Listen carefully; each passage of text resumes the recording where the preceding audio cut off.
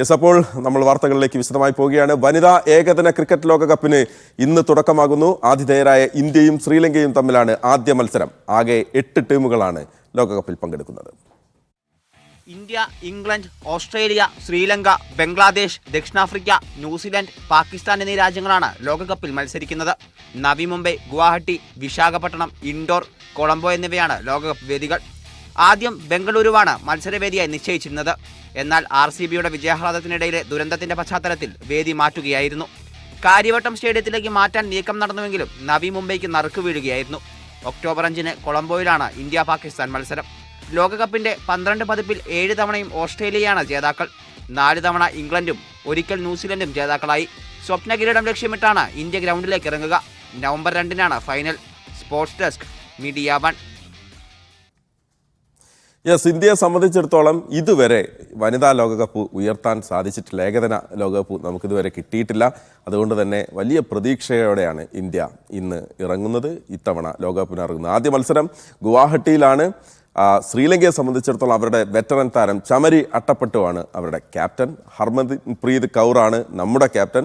ഹർമൻ മാത്രമല്ല, നമ്മൾ പ്രതീക്ഷ വെക്കുന്ന ഒരുപാട് താരങ്ങളുണ്ട്. സ്മൃതി മന്ദന നമ്മുടെ വൈസ് ക്യാപ്റ്റൻ. വളരെ ഫോമിലാണ് സ്മൃതി ഉള്ളത്. അതുകൊണ്ട് തന്നെ ഇന്ന് നമ്മൾ വലിയൊരു പെർഫോമൻസ് പ്രതീക്ഷിക്കുകയാണ്. മാത്രമല്ല, വളരെ സീനിയർ ആയിട്ടുള്ള ജമീമ റോഡ്രിഗസ് ഉണ്ട്, രാധ യാദവ് ഉണ്ട്, ഹർലീൻ ദിയോൾ ഉണ്ട്, റിച്ച ഘോഷ് ഉണ്ട്, ദീപ്തി ശർമ്മയുണ്ട്, അരുന്ധതി റെഡ്ഡി ഉണ്ട്. അരുന്ധതി റെഡ്ഡി നമുക്കറിയാം, ഇവിടെ കേരളത്തിന് വേണ്ടി കളിച്ച താരം കൂടിയാണ്.